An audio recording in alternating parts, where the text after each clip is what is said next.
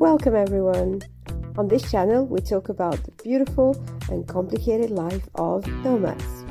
So let's begin! Hi everyone, my name is Elena and I'm the host of this channel. I was born in Serbia, I lived in France for 16 years and now I live in the UK. I've been here for 7 years, I speak 4 languages and I worked as a flight attendant for 10 years, and most of the people that I know have lived abroad at some point in their lives, so that is something that I really enjoy talking about. And today we'll be talking about 5 things to consider before moving abroad. Number 1 is the reason. So out there move for all the wrong reasons, chasing an ideal world, thinking that the grass is greener somewhere else, and not actually thinking about a plan and forming a plan before going.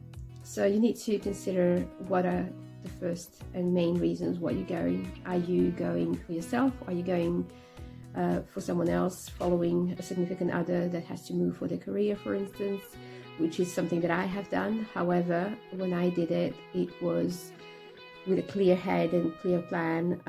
I was no longer happy where I was, therefore I decided to move even before I met my partner. This is just something that kind of fell into the plan, and the UK was the obvious choice because he was from here and he needed to move here for his work. But I hadn't plan B. I took a year off work. I had different career choices that I was following, and I made sure that I was also moving for myself, that I wasn't just following someone. I think the danger with following someone and only moving for them is that you might later on resign them for that, and that's not what we want, is it? So think about what your plan is, and you need to move for yourself. Have a plan that doesn't include anyone else. So that would be my first thing to consider. Number 2 would be your work or education. So will you be working remotely, or are you moving and there is an office out there for you? If you are working remotely, can you still build a career, or will you be depending on your significant other? Are you moving for work? Is it that you have been sent to a different base, to a different country for work, in which case you need to make sure that there will be a good work-life balance for you out there as well, that you will have friends and community and other things other than your job. As in for education, if you're taking a gap year, for instance, which is something that a lot of people do, which is an amazing experience to have, what is your plan afterwards? Are you coming back after a year, or are you going to a different country in order to find a new home? And if you're visiting lots of different countries, how long are you staying in each one of them, and what's the goal for each one of them? What are you trying to achieve, and what are your inspirations? It's just an amazing experience. I think taking a gap year and going to live abroad, I think we learn so much, and I would recommend it to anyone.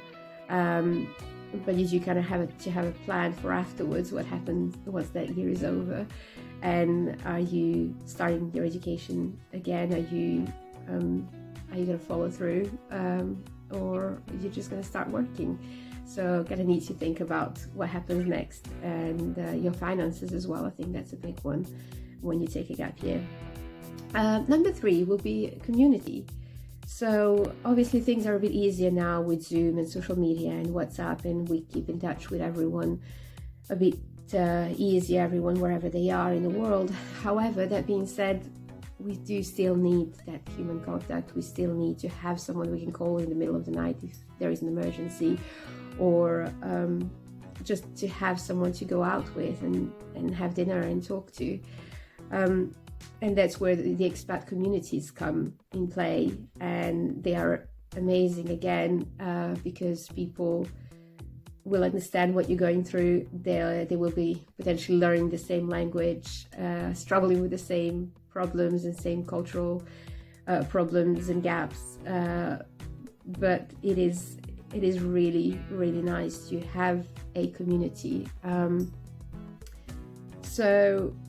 However, I think if you are moving permanently, I think an expat community, is great if you're there for a couple of years. However, if you're moving permanently, I do believe that the way forward is to integrate yourself in the new community, be with the local people, learn the language, and just adapt. That's what I've always done, and it's something that I believe is the way forward. But that is my opinion. Not everyone does it, and some people will always feel better with their own community and more comfortable speaking their own language, which I understand. But I do enjoy meeting local people and trying to not be like them necessarily. I think the beauty in all of us is that we are different and we come from different parts of the world, and we all have something new and something beautiful to bring to a conversation or to any gathering or community. But I think it's nice if you are in the country to try at least to belong there and to integrate yourself in the local community. Number 4 will be time. Again, how long are you staying for? Are you only going there for a short while, or in which case all those things that I mentioned before are not that important, because your plan B is to go back, so you're already sorted for that, and just enjoy it. Just enjoy the time in that foreign country, wherever you are, wherever you're going. Just enjoy those 2-3 years that you have there and make the most of it. But if you are planning on moving permanently somewhere, and if that is your new home, I think before doing so, it's good to go and visit properly, not as a tourist, but to rent a house for a week or 2 and go and talk to local people, ask the right questions, ask about how easy is it to rent or to buy, how easy is it to, if you're planning on having a family, how easy is it to get into a local nursery or school, what is the school system like, but also what do people of your own age do for fun, where do they go, where is the best place to live? Is it necessarily the capital city where you'll be working potentially, or is it to commute and live in a smaller town? So all those questions that are very good to ask, and try different things, and try using the transport, the buses, etc. Try different foods and try different places to go out. I think it's really, really important to have that trial before you decide, before you make your decision to move. And number 5, so it's one that I hesitated whether to put in or not. However, I do feel like it's important, and I sort of mentioned it just before. It's food, and I am quite basic on my food choices. But having lived in Serbia, France, and here in the UK, it's all Europe, it's all fairly similar. Please, French people, don't kill me for saying that. British food is nothing to do with French food, no similar at all. No, but what I'm saying is that it's easy to find nice camembert here, and nice wine, and French products are very easy to get here and not overly expensive. But if you are moving from one continent to another, those things might start to become trickier.